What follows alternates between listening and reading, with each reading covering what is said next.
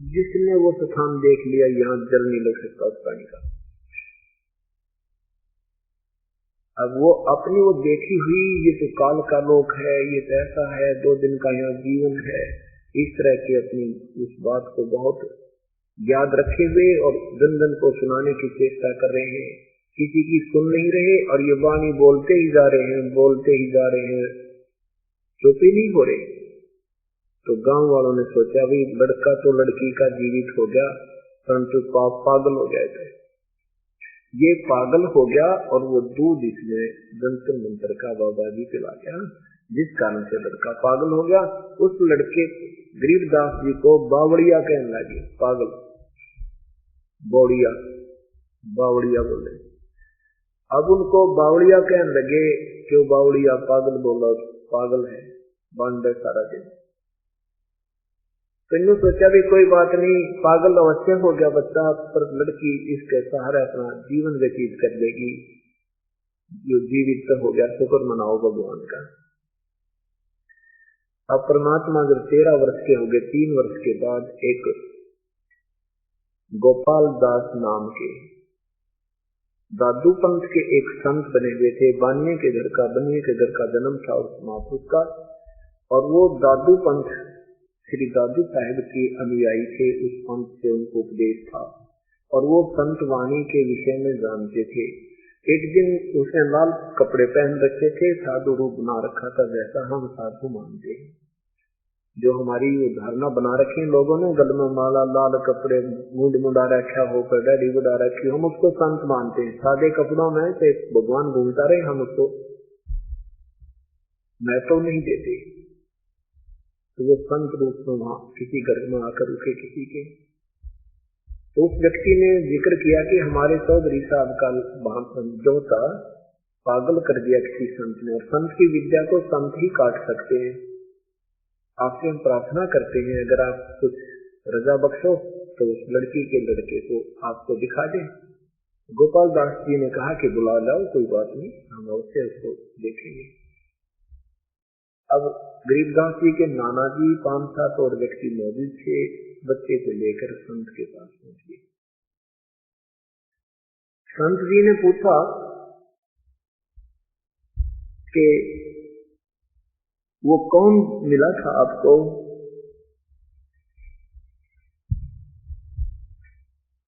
वो कौन संत था बेटा? जैसे बात कर इसको पूछूं ये क्या बोल लगा, और किसने तेरे तरह ये हाल कर दिया, किसने पागल कर दिया तू बेटा, मुझे बता। तो क्या बताते हैं, हम सुल्तानी नानक तारे दादू को उपदेश दिया, जात जुलाहा भेद न पाया, वो काशी माहे कबीर हुआ। क्या बताते हैं, जिन्होंने मुझे, हम सुल्तानी, सुल्तान इब्राहिम अधम और दादू जी और नानक जी को जिन्होंने पार किया, वही मुझे आकर मिला। और वो कौन है? वो काशी में जो कबीर था, जुलाहा। अब दादू पंथी 10-20% व्यक्ति ये कहते हैं कि उनको तो बूढ़ा बाबा मिला था, कबीर जुलाहा नहीं मिला था। किनको? दादू जी को। और ये कुदरती बात है, क्योंकि उन संतों में कोई ऐसा लेखन कार्य था को ना, संतों ने अपने जो विचार व्यक्त किए वो पूरे नोट हो नहीं पाए, कुछ नोट हुए, कुछ तो उनका एक संग्रह के बाद में उनकी यादगार बनाए रखने के लिए वाणियां संग्रह कर ली, ग्रंथ का रूप दे दिया गया। तो उसमें लिखा है, उसमें वाणी में दादू साहब ने बहुत कुछ विवरण दिया है। तो वो क्या मानते हैं कि तो वैसे लिख दिया होगा, एक कबीर साहब संत थे इसलिए उनके विषय में लिख दिया होगा, जबकि सतत लिखा है कि जिन मुझको निज नाम दिया सोए सतगुर हमार, दादू दूसरा कोई नहीं वो कबीर सर्जना। अब क्या बताते हैं कि हम सुल्तानी नानक तारे दादो को उपदेश दिया, जात जुलाहा वेद न पाया, काशी माहे कबीर हुआ। फिर आगे क्या बताते हैं, अलल पंख अनुरागे है सुन मंडल रणधीर, दास गरीब उधारिया सतगुरु मिले कबीर।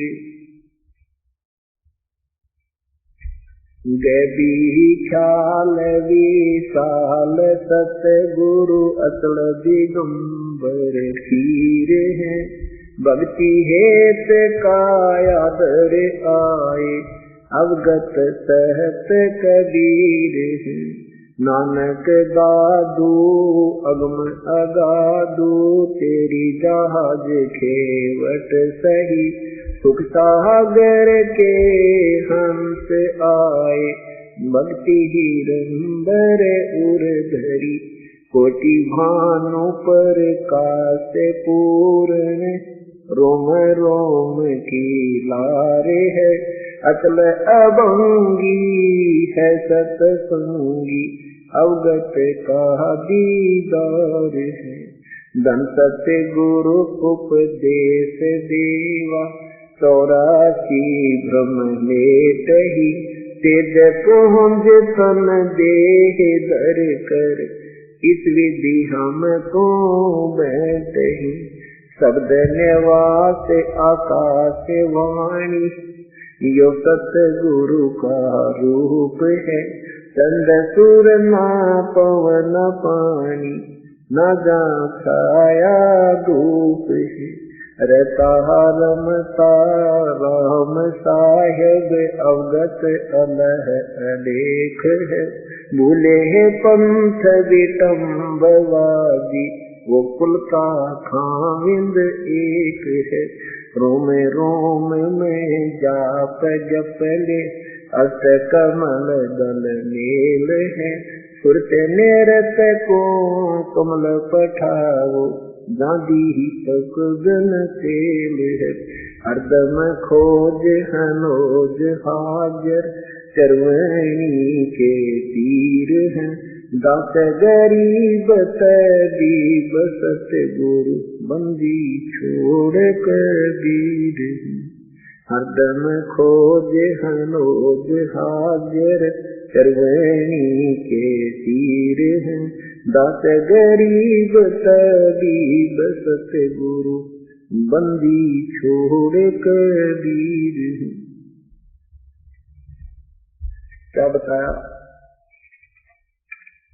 कि गैबी ख्याल विशाल सतगुरु असल दिगंबर खीर है। गैबी ख्याल यानी ये एक विशेष विचार है, गुप्त विचार है, इनको कोई नहीं समझ सकता।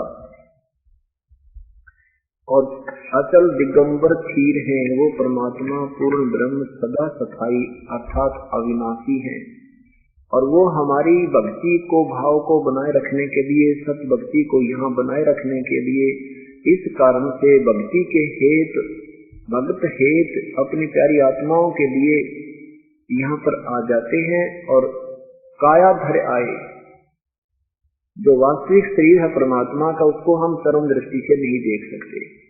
उसके ऊपर एक और कोट हल्के तेज पुंज का बनाकर परमात्मा इस विधि हमको मिलते हैं, ऐसे हमें आकर मिलते हैं। कायाधर आए वो अविगत सत कबीर है, अविगत जिसको कोई नहीं जानता, वो अविनाशी सत कबीर, हक्का कबीर, अल्लाह कबीर, वो पूर्ण परमात्मा अविनाशी कबीर है। नानक दादू अगम अगादू और तेरी जहाज खेवट सही। इन महापुरुषों को भी, श्री नानक साहिब जी को, श्री दादू साहिब जी आदि को भी उसी परमात्मा ने पार किया।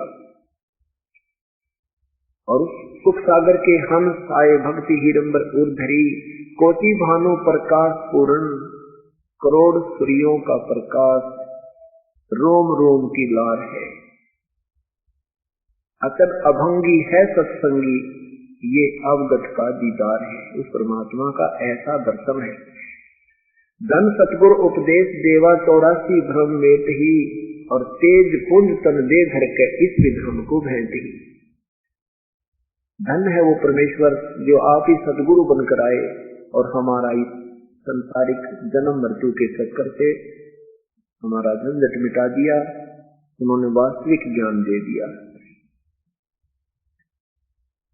शब्द निवास आकाशवाणी। शब्द निवास, शब्द का अर्थ समझो अविनाशी तत्व, यानी परमात्मा वहां अविनाशी रूप में, सफाई रूप में, अविनाशी रूप में रहते हैं।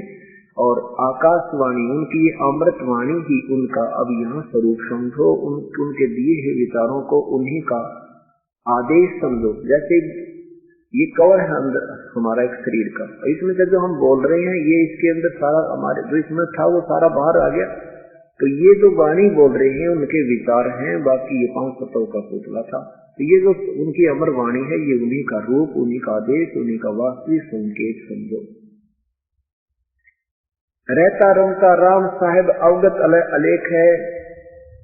और बुल्ले पंथ विटम्बवादी, विटम्ब ये डोंगी, वादी माने ये वाद विवाद करने वाले, अपने अपने थ्योरी बनाकर, सिद्धांत बनाकर, पुस्तकें बनाने वाले, ये सब भूले पड़े हैं सब पंथ। वो तो एक ही सबका पति है, एक ही मालिक है, खाविंद है, कुल का खाविंद एक ही है, वो परमात्मा कबीर है।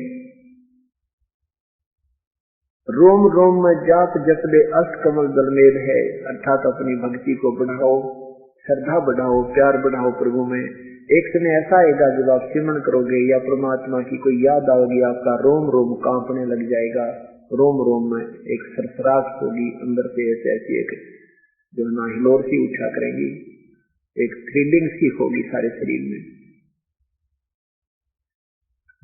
वो ऐसा जाप बहुत ज्यादा जाप के तुल्य होता है। ऐसा जाप जो होता है जिसमें सुमन करते समय एक आध बार कभी कभी और रोम रोम खड़े होने लग जाएंगे, तो वो आपके इतने जाप के तुल्य हो गया। 3.5 करोड़ रोम को माने गए, तो एक ही ऐसा जो जाप होगा तो इतना जाप आपका काउंट हो जाता है। फिर कहते हैं सुरत नृत्य को कमल पठाओ, रोम रोम में जाप जपले अष्ट कमल दलमेल है।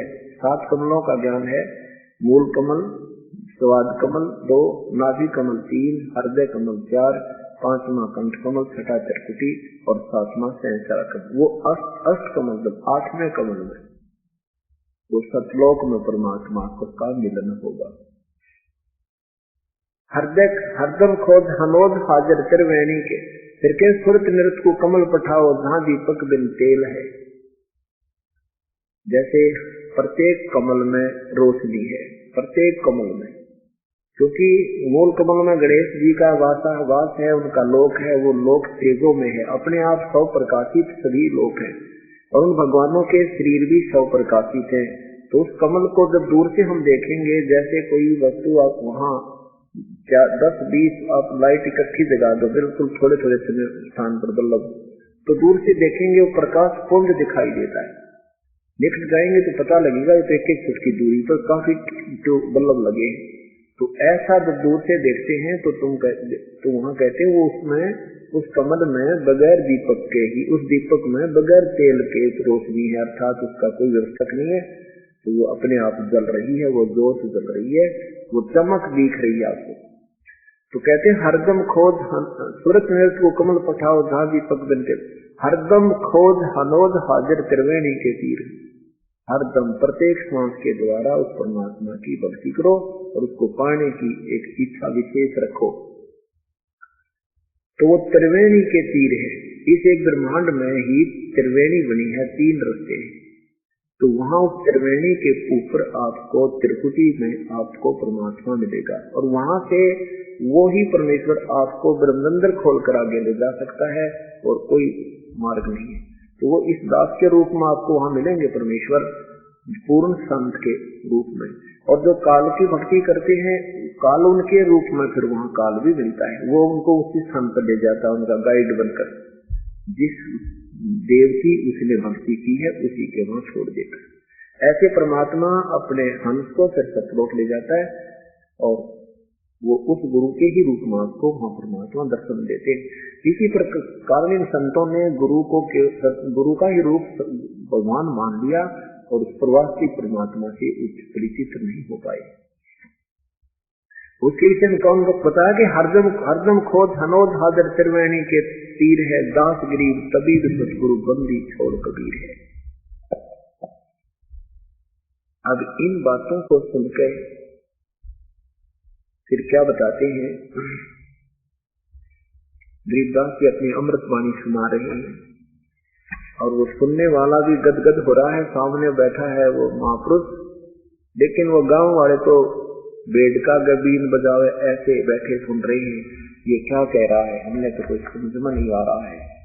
तो क्या बताते हैं, तो जब धर्मदास से कहते हैं कबीर साहब मुझे धर्मदास के पास, वहां क्या क्या देखा हमने, कहते श्वेत सिंहासन से तय अंगा, श्वेत सतरजा का श्वेत ही रंगा, श्वेत कबीर गरीबदास साहब जी उस महापुरुष को अमृतवाणी सुना रहे हैं। श्वेत श्वेत सिंहासन श्वेत ही अंगा, श्वेत सतरजा का श्वेत ही रंगा, उस परमात्मा का श्वेत सिंहासन है और श्वेत ही उनका रूप है और सब अंग ही श्वेत ही है, उस परमात्मा के सफेद है। श्वेत सिंहासन श्वेत ही अंगा, श्वेत छत्रजा का श्वेत ही रंगा, उनका छत्र भी श्वेत सफेद ही है। श्वेत खवास श्वेत ही चौरा, श्वेत पौप श्वेत ही भौरा, श्वेत नाद श्वेत ही तूरा, श्वेत सिंहासन नाच ऊरा। वहां पर कहते हैं जो ये नकली यहाँ के सांग हैं उनसे अच्छा उस परमात्मा के दरबार में हर व्यवस्था है।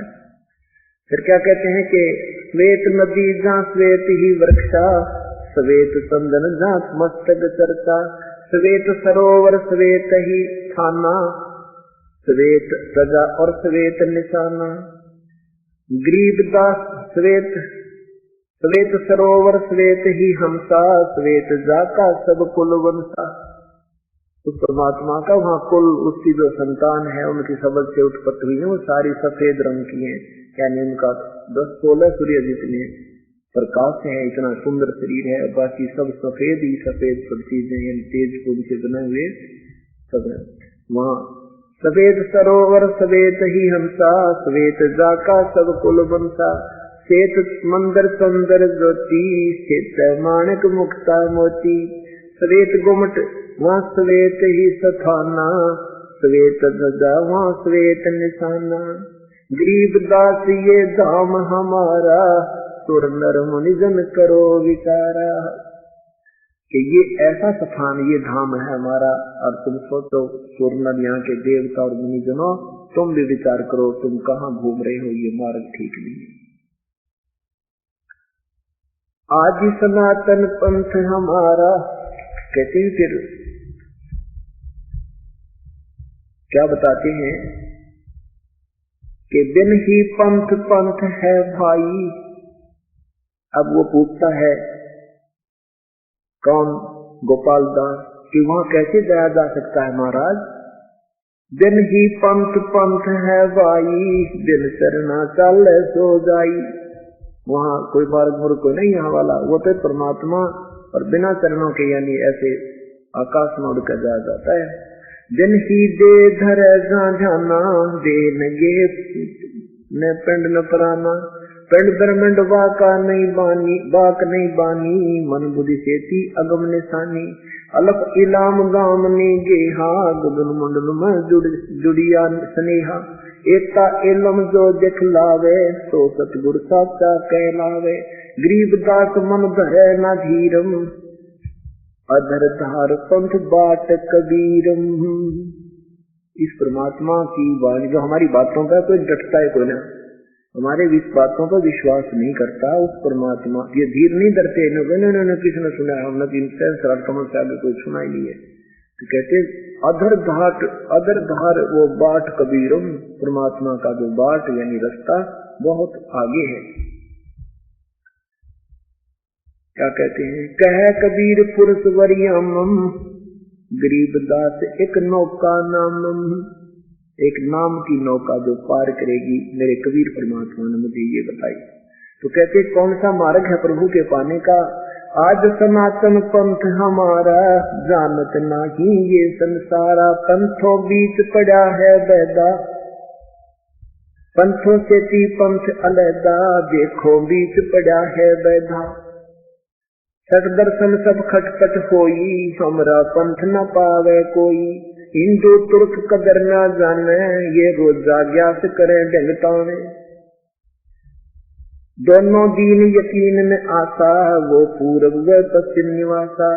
गहू दीन का साडा लेखा, उत्तर दक्षिण में हम देखा। गरीबदास हम निश्चय जाना, चारों कोट दसों दिस ध्याना। कहती क्या बताना चाहते हैं आदरणीय गरीबदास साहब जी कि हमारा तो आदि सनातन पंथ है, हमारा सबसे पुरातन, जिस मार्ग को कोई भी नहीं जानता, सृष्टि विना रची थी, उस समय का ही यही मार्ग है, यही साधना है। सृष्टि रचने के बाद इन लोगों ने अपने मनमुखी सिद्धांत बनाकर ये पंथों में बहता है। यानी कितने पंथ हैं, सबके विचार न्यारे न्यारे, इनके मंत्र न्यारे न्यारे, इनकी छुरी अलग है। ये कहे ऐसा भगवान, कोई कहे ऐसा नहीं, कोई कहे शिव जी पूर्ण, कोई कहे विष्णु पूर्ण। कहते हैं देखो बीच पड़ा है बैदा, सठ दर्शन सब खटपट कोई, हमारा पंथ न पावे कोई। सठ दर्शन ये संत जो है तीनों गुणों के उपासक, ये सारे विनाश को प्राप्त होते हैं, इनको रास्ता ठीक नहीं है। और हमारा पंथ हमारे बिना कोई पा नहीं सकता। कोई कहता है पूर्व में मुंह करके नहीं बैठे मुसलमान, कोई कहते हैं दक्षिण की तरफ मुंह करके नहीं बैठे हिंदू, कहते साधना कर दक्षिण की तरफ मुख नहीं करना चाहिए। उधर रावण हुआ था, तुम रावण से इतने डरते हो, कमाल की बात है, मुंह बिना करे डरते हुए बात है। तो अब कोई पश्चिम में ऐसे मुंह नहीं होना चाहिए, कोई पूर्व की तरफ कहते हैं। हमने तो भगवान सब स्थान पर देखा, किसी तरफ ध्यान करो, किसी तरफ बैठकर उसकी याद करो, उसकी याद हृदय से कीजिए तो सफल हो गए, अन्यथा इन बनावटी देने बांधने में कुछ नहीं रखा। अब इन बातों को सुनकर और वो दादू साहब का जो न्यायी थे गोपाल दास तो चक्कर में पड़ गया, अभी तो बालक नहीं है, ये तो बहुत अनमोल बातें कह रहा है। तो उसने कहा कि गांव वालों, ये बावला को नहीं, ये पागल नहीं है, पागल तो तुम हो गए, तुम समझ नहीं सके अमृतवाणी को। तो 60 साल के वृद्ध ने गोपाल दास महात्मा ने 13 साल के बालक के आगे करबद्ध खड़ा होकर कहा, है प्रभु ये अमृतवाणी लिखवा दो, आने वाले समय में कलयुग में उद्धार होगा जीवों का। गरीबदास जी चुप हो गए, चल पड़े। गोपाल दास 60 साल का महात्मा हाथ जोड़े पीछे पीछे, महाराज जी लिखवा दे वाणी, मैं लिख लूंगा और दुनिया के काम आ गई आपकी अमरवाणी। तो कहते हैं तीसरे दिन 3 दिन तक वो महात्मा यही ताक में रहा, कब इनका मूड बने लिखवाने का। तीसरे दिन कहा गोपाल दास अगर पूरी लिखे तो भाई, कदे बीच में छोड़ कर भाग गया तो अगर नहीं महाराज जैसे आप कहोगे इतने, मैं आपका अपना मन तो समर्पण क्या है, अपना जीवन ही मालिक के निमित्त लगा रखा है, कोई काम नहीं, मैं बच्चे से फारिग हो चुका हूँ, सारे काम से मैं निवृत्त हो चुका हूँ।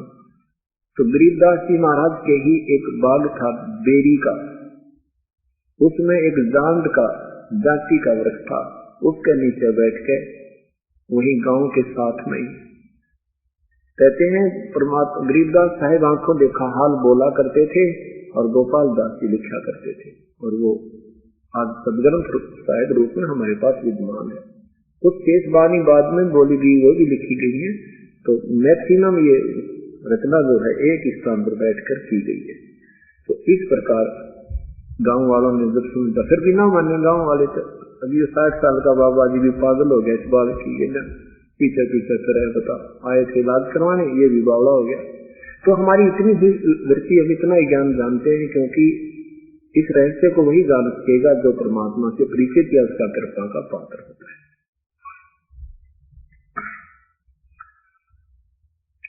अब गरीबदास साहिब ने अपने परमात्मा की पूरी ठोक कर गवाही दी कि इसी परमात्मा ने श्री नानक साहिब को पार किया, इसी परमात्मा ने दादू साहिब को पार किया। अब आपको आदरणीय नानक साहिब जी को कैसे परमात्मा मिले थे ये कथा और सुनाते हैं, क्योंकि जब तक हम अपने परमात्मा से परिचित नहीं होंगे, हमारा दिल नहीं मानेगा कि सचमुच ये तो मालिक ही है, तब तक हमारी दर्द श्रद्धा नहीं हो सकती। और सच्ची श्रद्धा बिना भगवान में लेना फिर अनन्य मन से हम भक्ति करेंगे। जब हमारा निर्णय हो जाएगा सचमुच परमात्मा यही है और दूसरा है नहीं, तभी हम भक्ति के योग्य होंगे। इसी प्रकार गीता जी ने लिखा कि अर्जुन, जब तू नाना प्रकार के भ्रमित करने वाले शास्त्रों से हटकर तेरी बुद्धि एक ही तत्व ज्ञान पर रुक जाएगी, उस समय तो तू साधक होगा, तो तू योगी होगा, तो तू भक्ति के योग्य बनेगा, तो डगमग नहीं होगा, फिर अनन्य मन से ढंग से लग जाएगा। आदरणीय नानक साहिब जी का जन्म सन 1469 में हुआ। कहाँ हुआ? पश्चिमी पाकिस्तान, पहले सारा हिंदुस्तान ही था। उसमें तलवंडी नामक एक शहर है, वहां पर श्री कालूराम मेहता खत्री के घर पे आदरणीय श्री नानक साहिब जी का आविर्भाव हुआ। श्री नानक साहिब जी की कुछ पहले की हिस्ट्री कहानी सुनाते हैं। यही श्री नानक साहिब जी वाली पुण्यात्मा पहले राजा अम्बरीश थी। सतयुग में राजा अम्बरीश थे, ये इतनी पुण्य साधना की, इन्होंने इतनी सच्ची लगन से साधना की भगवान विष्णु जी की कि इनके सामने दुर्वासा जैसी तोप भी नतमस्तक होकर हार कर गई थी। दुर्वासा जी ने इनको मार्गदर्शन करना चाहा था, क्योंकि जिसने जितना ज्ञान है वो अपने ज्ञान को श्रेष्ठ मानता है और दूसरे को मूर्ख समझता है।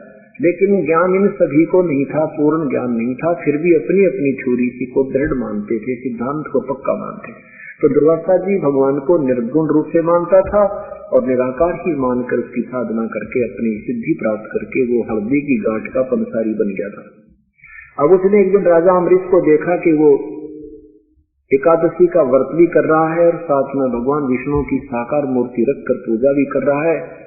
मूर्ति की पूजा नहीं कर रहा था वो, मूर्ति वैसे रखना पाप नहीं, बल्कि मूर्ति का सत्कार पाप नहीं, बुरा नहीं, लेकिन उसी पर आधारित हो जाना और सत भक्ति ना करना वो पाप होता है। मूर्ति की पूजा पाप होती है, सत्कार पाप बुरा नहीं होता। तो वो दुर्वासा ने देखा कि नादान क्या साधना कर रहा है, मैं इसको मैं सत्मार्ग बताता हूँ। तो उसने क्या कहा कि तो आप ये जो साधना कर रहे हो ये व्रत भी त्याग दो और ये सर्वगुण पूजा मत करो, मैं जो साधना बताता हूँ ध्यान लगाओ। अब ऋषि जी ने सोचा, उस दिन आगा जिस दिन उसका एकादशी का व्रत था, किसका? राजा अम्बरीश का। तो दुर्वासा जी ने कहा कि मैं खाना, दुर्वासा जी ने से कहा अम्बरीश जी ने कि भोजन पाओ ऋषिवर। तो दुर्वासा जी ने कहा मैं पहले स्नान करके आता हूँ, फिर मैं खाना खाऊंगा। तो उधर से क्या जिसने जो गुरु बना रखे थे अम्बरीश राजा ने, उस गुरु ने बताया कि एकादशी का व्रत को इस समय से पहले पहले खोलना होता है, उसमें केवल जल आहार करना होता है। तो ये जल आहार तो इस समय करना है तूने। तो उसने जल आहार कर लिया ऋषि दुर्वासा के आने से पहले, और व्रत नहीं रखते थे राजा अम्बरीश। वो वैसे उसका तरीका कुछ और होता है, जैसे संयम करते थे।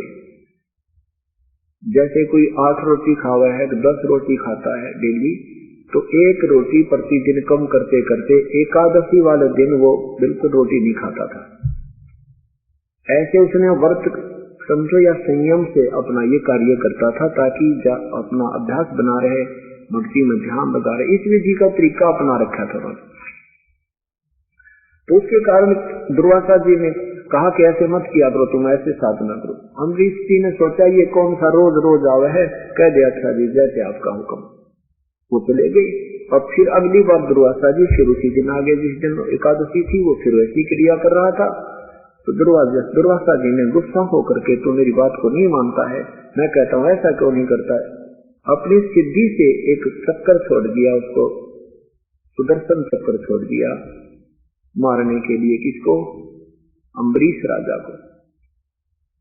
अब हमारे मन में एक शंका उड़ाती है कि ये कहां से ज्ञान लिया है, सुदर्शन चक्कर तो विष्णु जी के पास ही होता है। नहीं, एसपी के पास भी पिस्टल होता है, थानेदार के पास भी होता है, और उसको नाजायज सा प्रयोग करेगा दोनों अंदर हो जाएंगे। तो उसने निर्दोष पर प्रयोग कर दिया। किसने? अम्बरीश ने। अम्बरीश के ऊपर दुर्वासा ने वो सुदर्शन चक्कर छोड़ दिया। सिद्धि से एक आग का गोला सा चलता है गोल गोल, और भक्कर सा पाट का चले। अब अब अम्बरीश के चरण छूकर वो सुदर्शन चक्र और दुर्वासा की तरफ में उग्र रूप धार करके मारने के लिए चल पड़ा।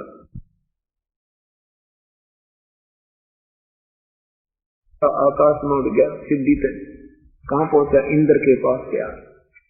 विष्णु के पास इसलिए नहीं पहुंचा क्योंकि अम्बरीश जी विष्णु के उपासक थे, और विष्णु के पास जाऊंगा तो विष्णु धमका देगा मुझे, उसका शिष्य है ये। तो पहले घर इंद्र के पास, इंद्र ने कहा भाई दुर्वासा जी मेरे बस की बात नहीं, मुझे क्यों मरवावे, तू शिव जी के पास जा। अब शिव जी के पास गया, शिव जी देखा उस हाथ में और इतनी दूरी से ऐसे पूरी बिजली सी पाट चमकती हुई। शंकर भगवान ने से अपनी रक्षा की भीख मांगी तो शंकर भगवान ने कहा मेरे बस की बात नहीं, तो बहुत उग्र रूप धारण कर रखा है, आप ब्रह्मा के पास जाओ। ब्रह्मा के पास क्या? ब्रह्मा जी बोले मेरे बस की बात नहीं स्वामी जी, आप विष्णु जी के। अब मरता क्या नहीं करता, विष्णु जी के पास क्या? तो विष्णु जी के पास पहुंचा तो वहां क्या देखा कि वो इतनी दूर खड़ा हो गया, सुदर्शन चक्र, अम्बरीश बात कर रहा है और वो एक विष्णु जी से बात करें, दुर्वासा याचना करें मुझे बचाओ भगवान, मुझे बचाओ भगवान, और वो सुदर्शन खड़ा खड़ा इंतजार कर रहा है कि अब क्या आदेश होगा।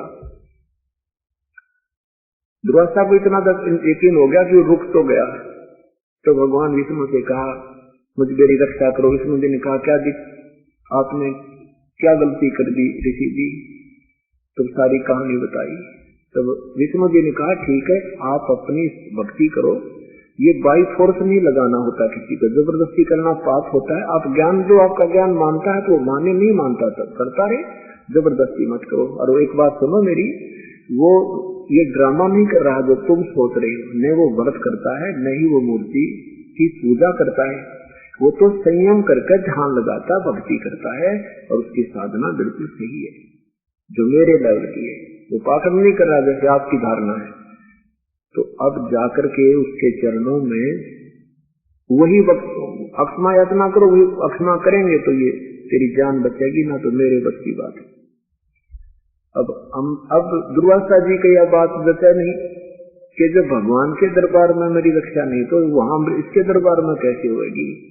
तो विष्णु जी ने कहा मैं जो कह रहा हूं ऐसा करो, तेरी जान वही बचेगी, मेरे बस की बात नहीं। उसे माफी मांगना करके उसके चरणों में जाकर अब वापस आए, वापस आकर के अक्षमा याचना की अम्बरीश से। राजा अम्बरीश ने कहा दुर्वासा जी भक्ति के भाव से चलना चाहिए, मैंने कुछ नहीं किया, आपका किया आप ही को मिला है। अम्बरीश जी ने वो सुदर्शन चक्र पकड़ के और उसका पकड़ा दिया हथियार ले गाल ले गोद में। ऐसे महापुरुष हुए और इसके कारण फिर वो पूरा सतयुग में स्वर्ग में रहे, उसके बाद त्रेता युग में राजा जनक बने। अपनी वो पुण्य मलाई खा करके राजा अम्बरीश जी फिर राजा जनक बने, और राजा जनक बने तब भी वो काफी राजा थे, काफी रानियां थी, लेकिन श्रद्धा भक्ति की, क्योंकि पहले की भी आस्था भगवान की भक्ति की फिर भी विद्यमान रहती है। वो तड़प थी, ऋषियों से पूछते थे मुझे भक्ति मार्ग बता दो, तो अष्टावक्र मिले उनको, उन्होंने विधि बताई, उस कारण फिर वो साधना करते थे। तो उसमें बहुत अच्छे महापुरुष थे जो सीता जी के मुंह बोले माता पिताजी कहलाते थे। अब राजा जनक से सुखदेव जी ने भी उपदेश प्राप्त किया था जो आकाश में उड़ जाता था।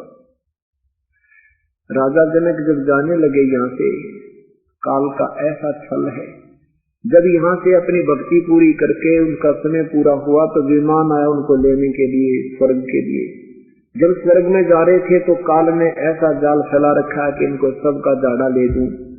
उनका विमान, राजा जनक जी का विमान ऐसे नरक के पास से गुजरा दिया, भेज दिया कि वहाँ 12 करोड़ आत्माएं रो रही थी, चिल्ला रही थी, मर गई हमें बचा लो, आए हमें बचा लो।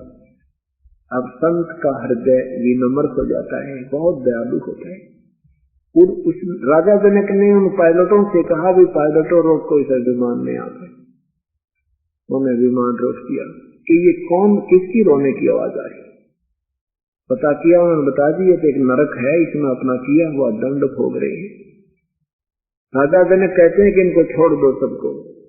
अब वो पार्षद कहने लगे, वो फरिश्ते कहने लगे, राजन ये यहाँ तुम्हारा राज नहीं चलेगा, तुम्हारा आदेश नहीं चलेगा यहाँ पर, यहाँ तो धर्मराज का चलता है।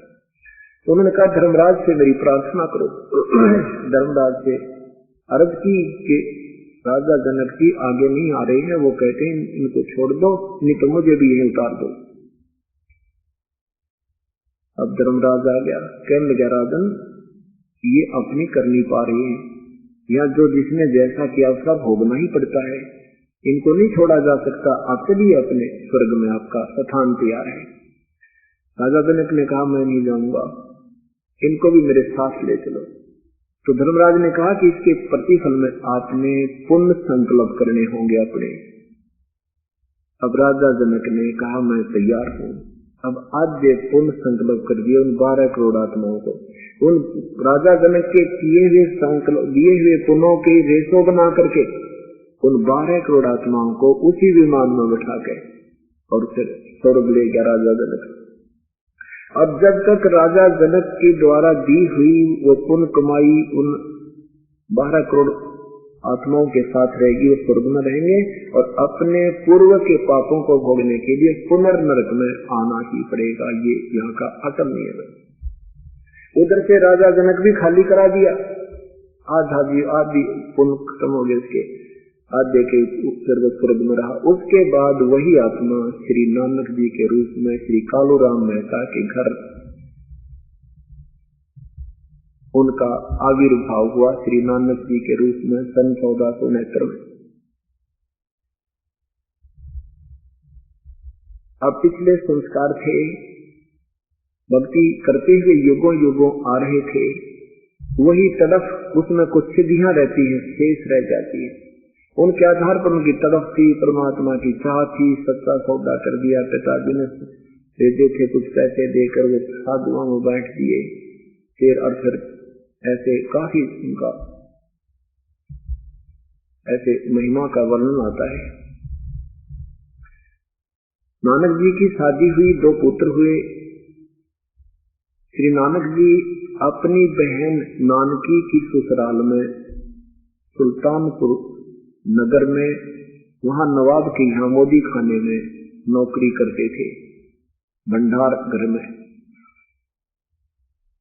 और ऐसे प्रभु की चाह थी, और साथ बचपन में उनके हिस्ट्री में लिखा है, उनकी जीवनी में लिखा है कि ब्रजलाल पांडे से उन्होंने गीता जी का अध्ययन किया, और पांडे जी ने जो उनको ज्ञान कराया कि श्री कृष्ण ही पूर्ण परमात्मा है, ये विष्णु जी सर्वशक्तिमान है, श्री कृष्ण जी ने वही उनका अवतार था, कृष्ण जी ने गीता बोला, जैसा कि आम पवित्र हिंदू धर्म के अनुयायियों को दंत कथा लोक वेद का ज्ञान है, ऐसा ही श्री नानक जी को भी ज्ञान था।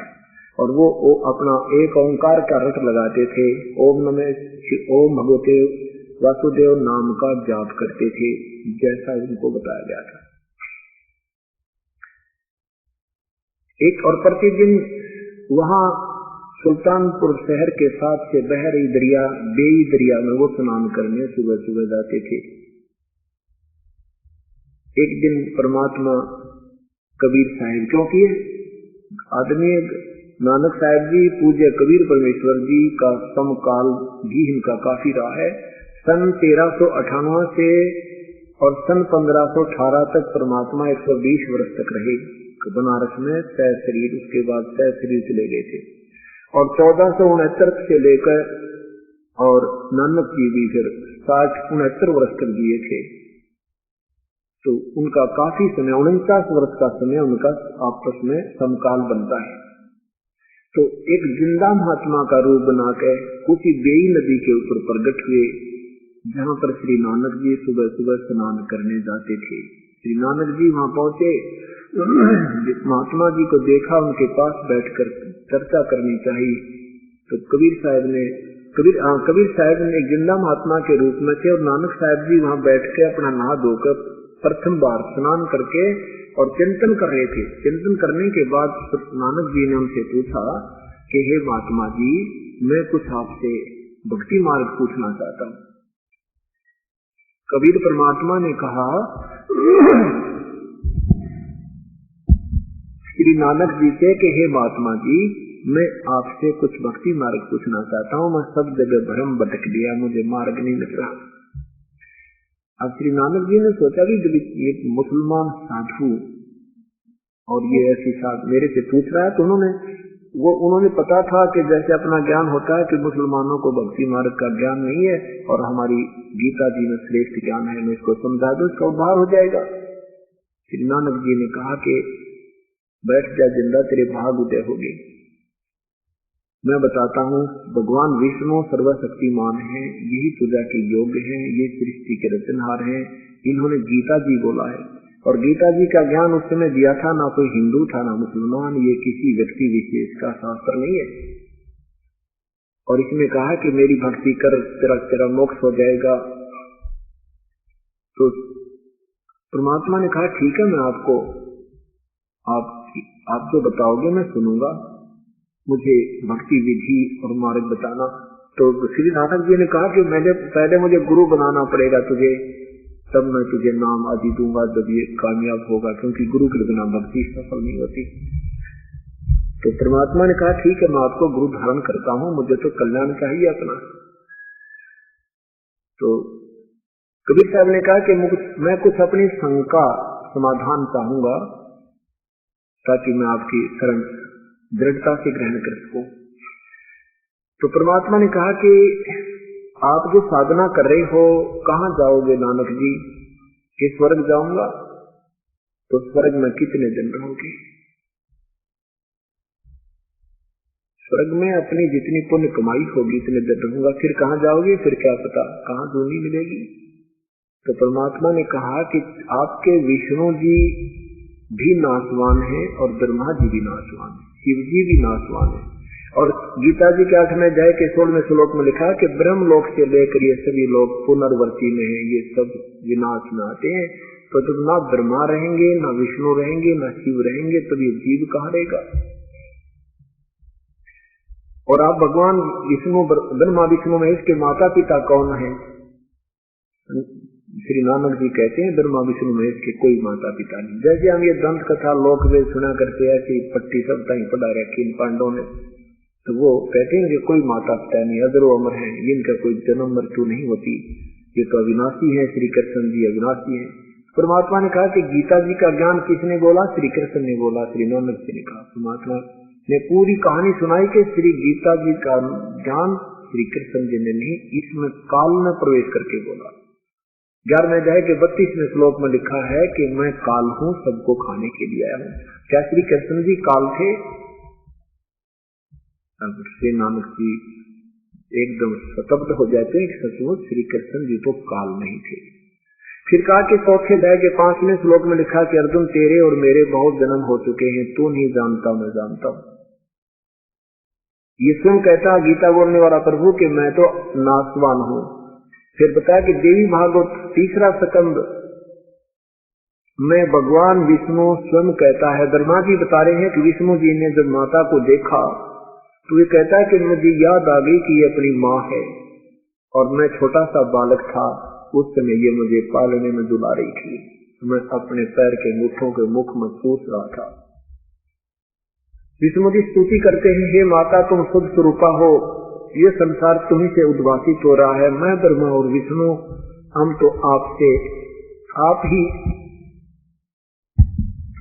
से उत्पन्न हुए हैं। हमारा तो जन्म और मृत्यु होता है, हमारा तो आविर्भाव और तिरोभाव हुआ करता है। आविर्भाव माने जन्म, तिरोभाव माने मृत्यु। हम अविनाशी नहीं है। भगवान शंकर कहते हैं, हे माता जब ब्रह्मा आपसे उत्पन्न हुआ और विष्णु जी आपसे उत्पन्न हुआ तो ये तमोगुण भगवान शिव जी भी आप ही का बेटा हुआ।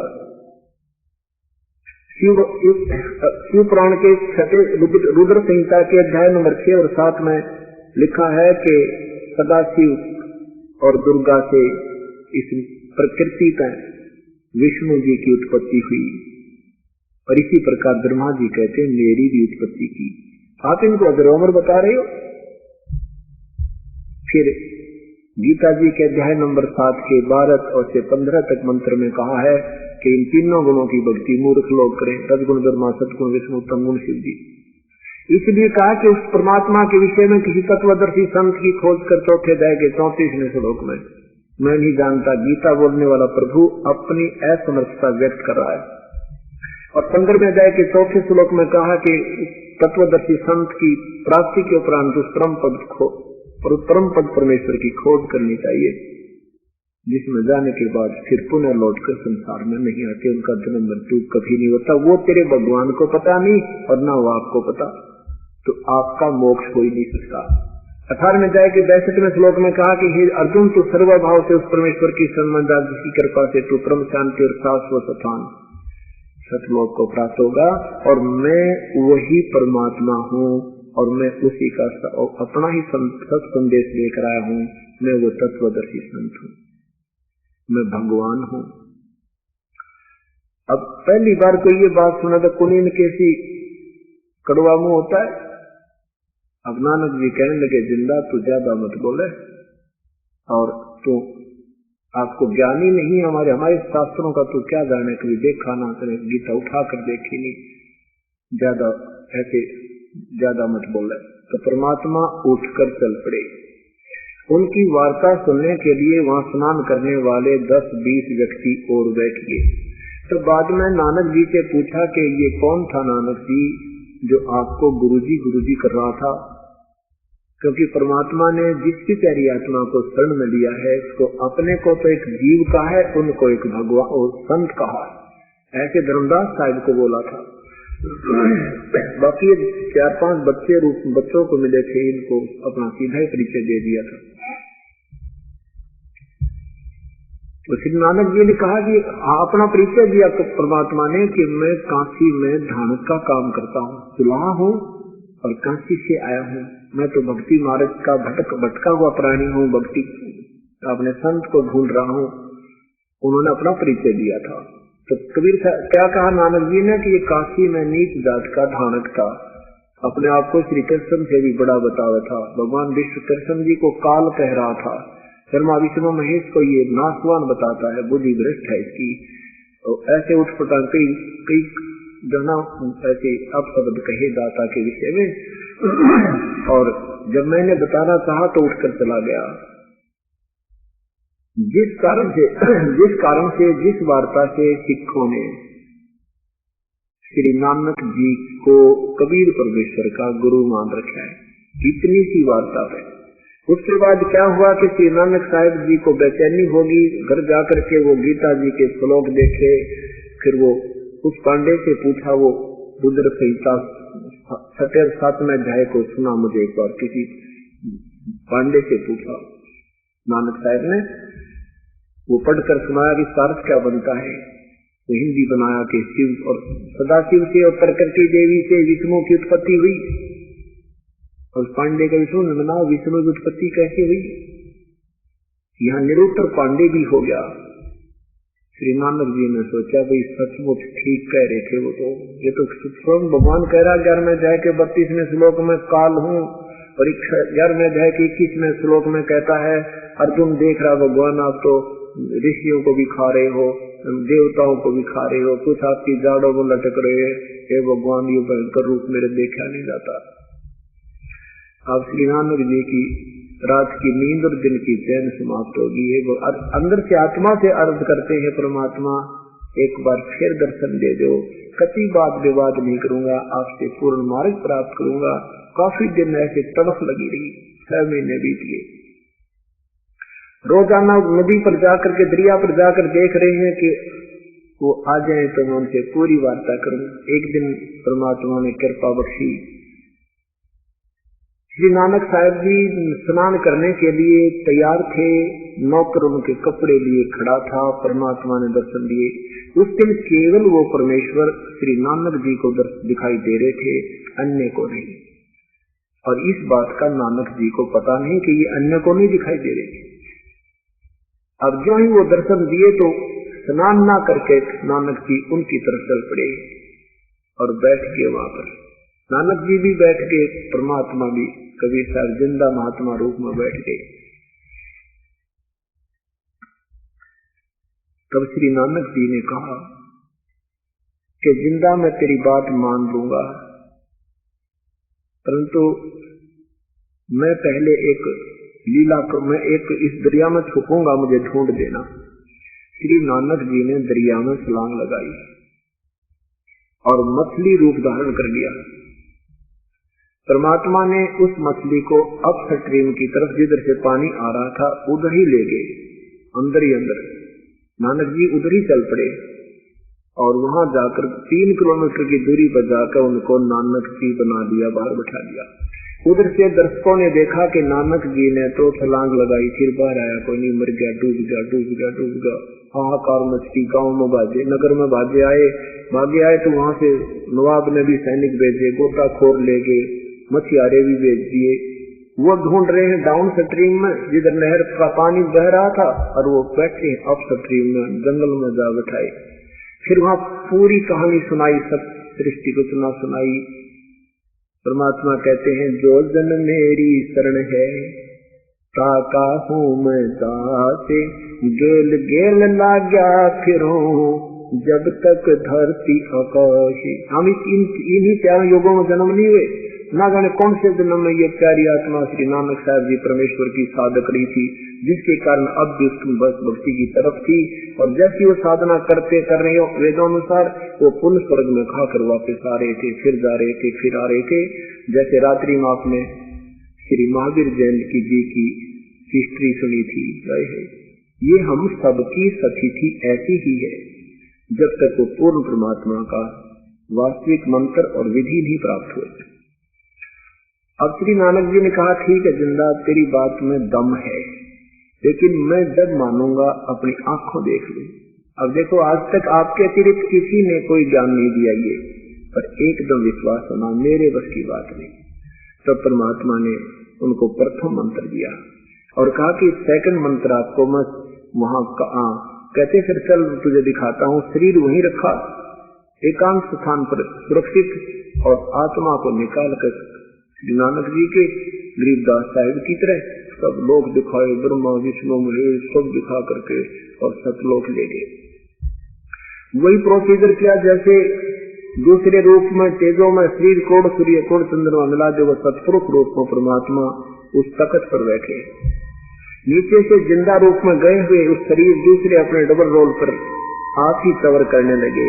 श्री नानक जी ने सोचा, ए हरब जेड़ा तख्त पे बैठा, और कबीर तो यहाँ ये जिंदा, तो यहाँ का कोई सेवक हो। श्री नानक साहब ने सोचा कि रब तो ये है जेड़ा तख्त पे बैठा। ओहो, कितना सुंदर शरीर, तेजो में शरीर, इनका देखते ही आनंद आते हैं। और ये जिंदा रूप में आया नीचे से, ये कोई फकीर, इनका कोई अनुचर होना, क्योंकि वो सवर करे। इतने में वो ओरिजिनल शरीर खड़ा हुआ और जिंदा वाला शरीर तख्त पर विराजमान हुआ, और वो प्रभु जो तेजो में शरीर युक्त था वो सवर करने लगा। अब नानक साहब भी सोच रहे हैं कि बड़ी अजब लीला है कि भगवान और नौकर पे सवर कर रहा है साधु पर। इतने में वो शरीर उसमें समा गया, अकेले जिंदा रह गए। वो नीचे से गया हुआ शरीर की वेशभूषा, जिस वेशभूषा में थे वो ज्यों का त्यों बैठे हैं, संवर स्वयं सेवा कर रहा है ऑटोमेटिक। अब श्री नानक जी ने कहा, हे भगवान, आप ही मालिक हो, आप मेरे लिए इतना कष्ट पाया आपने।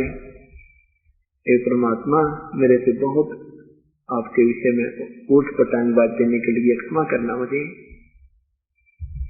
अब श्री नानक जी से परमात्मा ने कहा कि तुम मेरे बच्चे हो, और तुम्हें काल ने वहां डिवाइड कर दिया।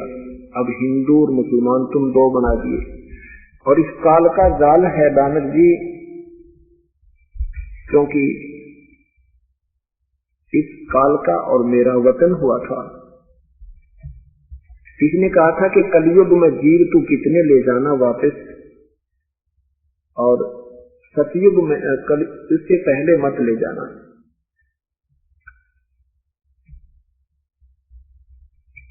तो अब इसका देखो, द्वापर तक कोई धर्म नहीं था, कोई मजहब नहीं था,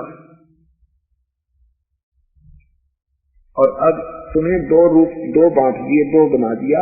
तुम मेरे बच्चे हो, और तुम्हारे को इसने जानबूझकर फंसा रखा है। पूरी सारी कहानी सुनाई कि मैं काशी में भी गया हूँ, बनारस में, और वहां पर जुलाहे का धानक का काम करता हूँ।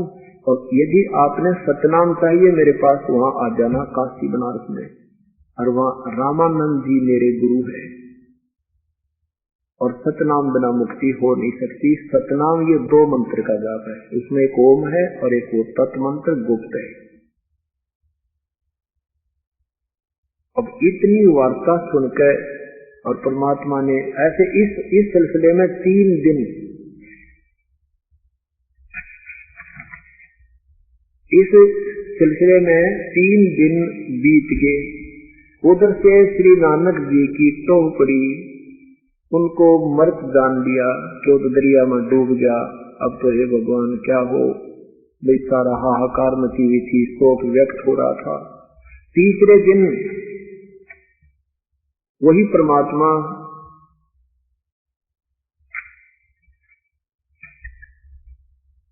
तीसरे दिन वही नानक जी उसी समय स्नान करने वाले समय पर और वहां आते नजर आए।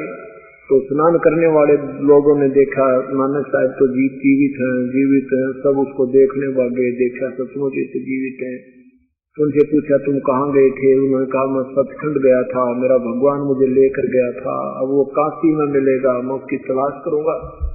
उधर से गांव की तरफ भाग लिए, जो हो भगवान श्री नानक साहब जी वापस आ गए हैं, दरिया में डूबे नहीं है। उनकी बहन जी भी भाग ली और सब देख नगर निवासियों का भी लाइन लाएगी, सब भागे भागे जा रहे हैं।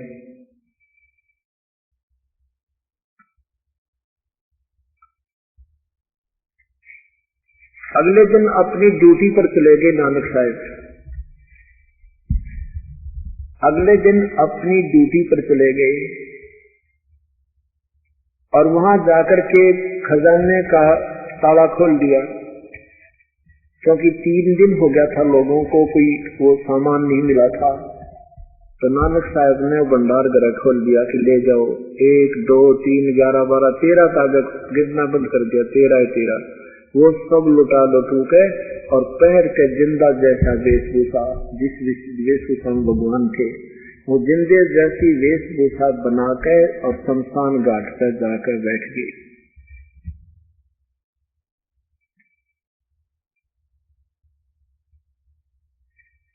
अब शमशान घाट पर पहुंच गए तो उधर से सुल्तानपुर के नवाब को शिकायत होगी कि आपके खजानची ने, आपके मोदी खाने के नौकर ने आपका खजाना लुटा दिया और वो शमशान घाट पर जा बैठा। अब श्री नानक जी की नौकरी लगवाने में उनके जीजा जी, जिनका नाम श्री जयराम था, वो विटनेस थे, वो गवाह थे, वो उसके जो है जमानती थे। तो सुल्तानपुर के नवाब ने उनके जीजा जी को बुला लिया कि मेरे सामने अकाउंट कर तेरे रिश्तेदार का, और कमी पाओगी तो मैं तेरे से ले लूंगा। अब अकाउंट करने लगे तो 760 रुपए उस प्यारी आत्मा नानक जी के खजाने सरकार की तरफ ज्यादा पाए। बोलो सतगुरुदेव की जय। अब पहले पुण्यात्मा होते थे, चाहे हिंदू थे, मुसलमान थे, भगवान की इच्छा में तो हम धर्म मजहब में लगते हैं। सुल्तानपुर के नवाब को बड़ा दुख हुआ कि मैंने ऐसे फेथफुल नौकर पर, ऐसे भक्त आदमी पर अविश्वास किया, मैं पाप का भागी हो गया।